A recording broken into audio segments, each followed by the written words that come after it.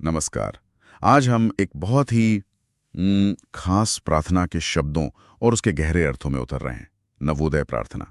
यह सिर्फ सुबह गाए जाने वाले शब्द नहीं है, ये एक विचार है, एक पहचान है ना? जी बिल्कुल। और इसकी परतों को समझना बहुत जरूरी है, खासकर नवोदय के संदर्भ में। हाँ, तो हमारे पास देखिए, इस प्रार्थना का मूल पाठ है और साथ ही इसका एक विस्तृत भावार्थ भी है, जो इसकी जो परतें हैं, उनको खोलने में हमारी मदद करेगा। और नवोदय विद्यालय वो अपने आप में ही एक अनूठा प्रयोग है। ग्रामीण प्रतिभाओं को एक मंच देना, उन्हें साथ लाना, तो जाहिर है ये प्रार्थना उन छात्रों के लिए बहुत मायने रखती होगी। बिल्कुल। तो हमारा मकसद है आज इसके मूल संदेश को समझना, इसके प्रतीक क्या कहते हैं और नवोदय के छात्रों से किस तरह की, क्या कह सकते हैं, उम्मीदें या आकांक्षाएं इसमें झलकती हैं। हाँ, ये महज एक गीत नहीं है, ये एक तरह से जिम्मेदारी का एहसास भी कराता है। सही कहा। तो चलिए शुरू करते हैं। पहली और आखिरी पंक्तियों से शुरू करें, जो एक तरह से पूरी प्रार्थना को समेटती सी लगती हैं। हाँ, वो बहुत महत्वपूर्ण है। हम नवयुग की नई भारती, नई आरती, हम स्वराज्य की ऋचा नवल, भारत की नवलय हों, नव सूर्योदय, नव चंद्रोदय, हम ही नवोदय हों। ये शब्द बहुत शक्तिशाली लगते हैं, एक घोषणा की तरह। बिल्कुल, घोषणा शब्द यहाँ एकदम सही बैठता है। ये पंक्तियां छात्रों को सीधे सीधे नए भारत के निर्माता के रूप में स्थापित कर देती हैं।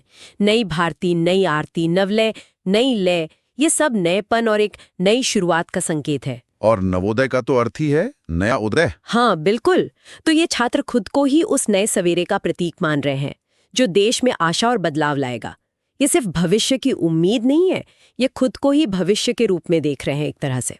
और ये सिर्फ कोई हवा हवाई बात नहीं है, ये उनकी पहचान से जुड़ा है। हम ही नवोदय हों, ये एक तरह का आत्मस्वीकार लगता है कि हाँ, ये जिम्मेदारी हमारी है। खासकर उन छात्रों के लिए जो शायद पहली बार अपने गांव से निकलकर इतने बड़े मंच पर आए हैं। उनके लिए ये पहचान कितनी अहम होगी। ओहो, बहुत ज्यादा। आप सोचिए, ये उन्हें एक सामूहिक पहचान देता है, जो उनके व्यक्तिगत या क्षेत्रीय परिचय से ऊपर उठकर एक राष्ट्रीय पहचान है। उन्हें महसूस कराया जाता है कि वे सिर्फ विद्यार्थी नहीं, बल्कि एक बड़े मिशन, एक बड़े उद्देश्य का हिस्सा हैं। स्वराज्य की ऋचा नवल, यानी स्वतंत्रता के नए मंत्र। वाह! जी, ये उन्हें एक उद्देश्य देता है, एक दिशा दिखाता है। ये पंक्तियां उनमें आत्मविश्वास और गर्व की भावना जगाती हैं कि वे कुछ खास करने के लिए चुने गए हैं। तो इस मजबूत नींव के बाद दूसरा पद आता है, जो सीधे सामाजिक समरसता और एकता की बात करता है।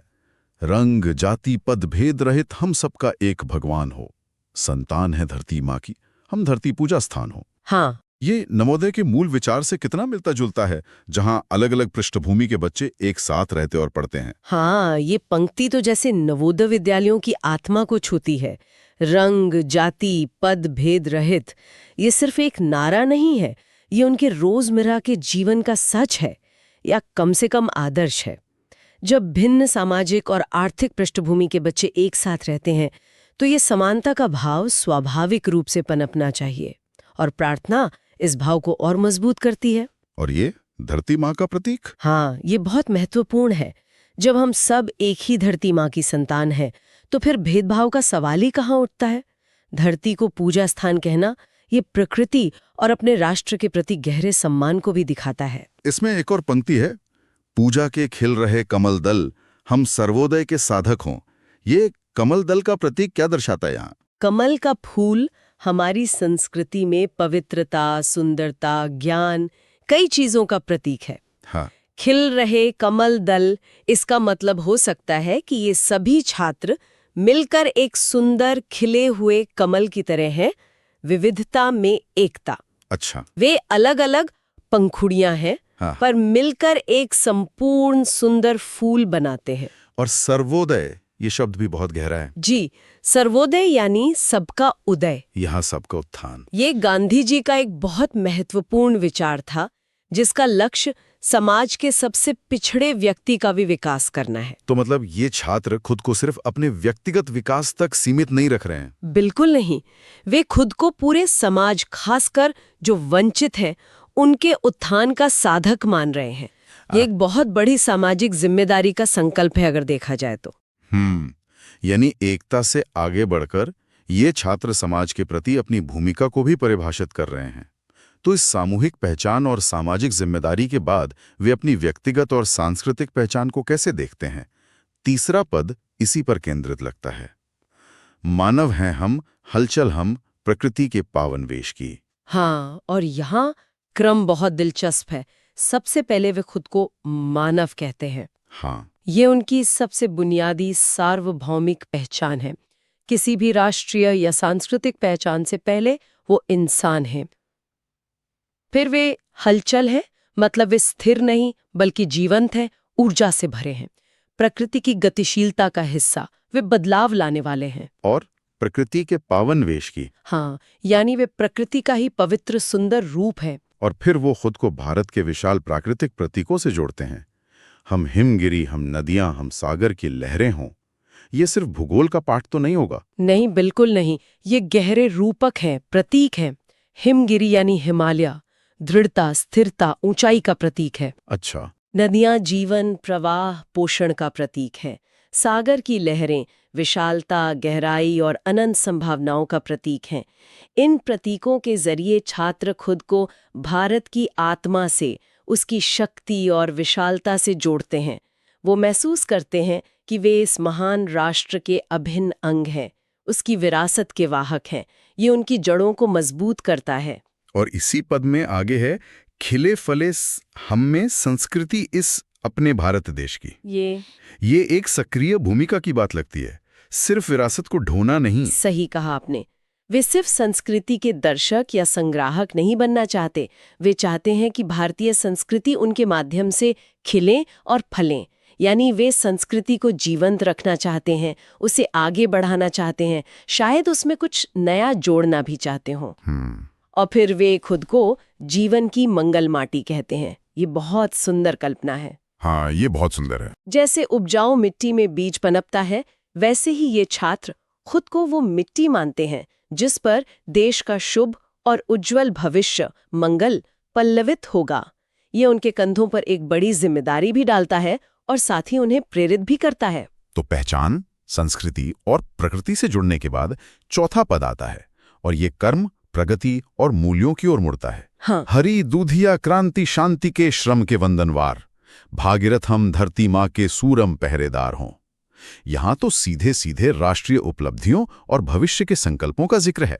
हाँ, ये पद छात्रों को राष्ट्र निर्माण के सक्रिय योद्धा के रूप में देखता है। हरी क्रांति, दूधिया क्रांति, श्वेत क्रांति, ये भारत की आत्मनिर्भरता की कहानियां हैं। छात्र खुद को इन क्रांतियों को आगे बढ़ाने वाला मानते हैं। और श्रम के वंदनवार। हाँ, मतलब वे मेहनत को, परिश्रम को सम्मान देते हैं, उसे सजावट की तरह मानते हैं। ये कर्म के महत्व को बताता है। और भागीरथ का रूपक, ये तो बहुत शक्तिशाली प्रतीक है। बहुत शक्तिशाली। जैसे पुराने कथाओं में भागीरथ अपनी तपस्या से गंगा को धरती पर लाए थे, जिससे सूखी धरती हरी भरी हो गई। जी। वैसे ही ये छात्र अपनी मेहनत और ज्ञान से देश में समृद्धि लाने का संकल्प लेते हैं। वे खुद को परिवर्तन लाने वाला मानते हैं। और फिर सूरम पहरेदार भी। हाँ, यानी वे सिर्फ निर्माता भागीरथ ही नहीं, बल्कि वीर रक्षक भी हैं।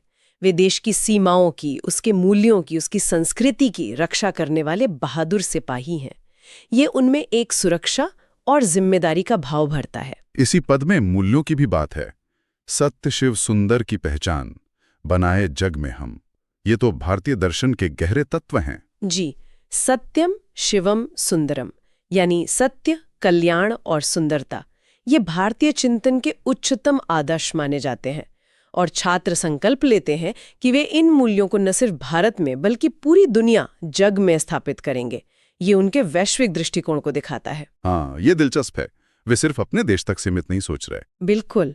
और आप देखें, इन शाश्वत मूल्यों के साथ ही वे आधुनिक प्रगति की बात भी करते हैं।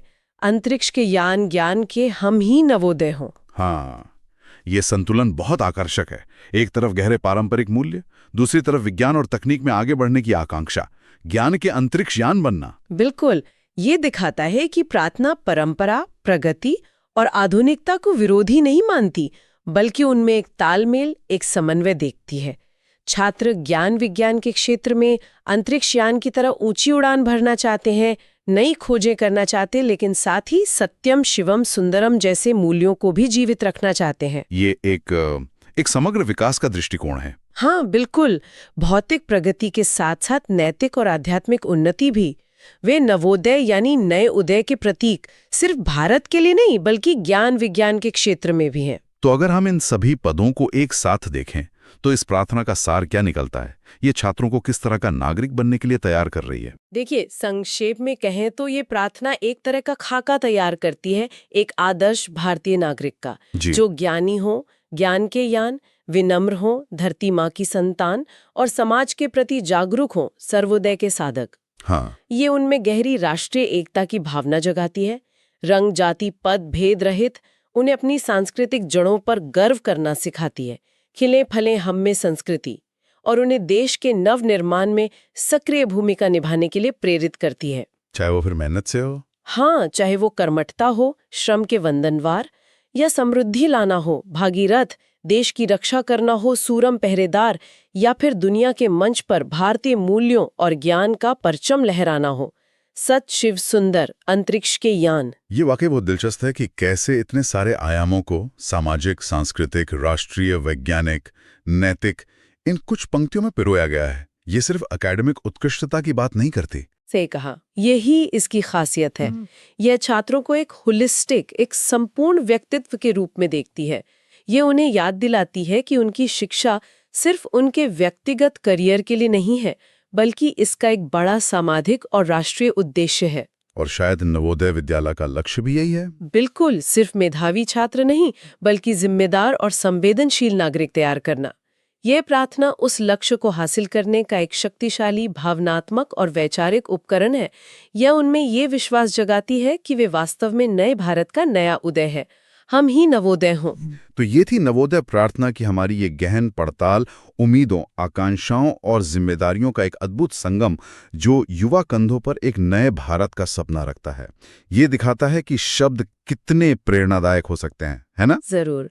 और अंत में सोचने के लिए एक बात छोड़ जाते हैं। हाँ, इस प्रार्थना में जो इतने ऊंचे आदर्श व्यक्त किए गए हैं, एकता, सर्वोदय, सांस्कृतिक गौरव, वैज्ञानिक प्रगति, सत्यम शिवम सुंदरम, ये सब बहुत महान है, इसमें कोई शक नहीं। लेकिन जब ये छात्र अपनी शिक्षा पूरी करके वास्तविक दुनिया की जटिलताओं और चुनौतियों का सामना करेंगे, तो इन आदर्शों को रोजमर्रा के जीवन में, अपने कामों में, अपने फैसलों में ढालने की प्रक्रिया कैसी होगी? ये एक बड़ा सवाल है। हाँ, प्रार्थना से मिली प्रेरणा और जमीनी हकीकत के बीच का संतुलन में कैसे साधेंगे, ये एक विचारणीय प्रश्न है, शायद उन छात्रों के लिए भी और हम सब के लिए भी।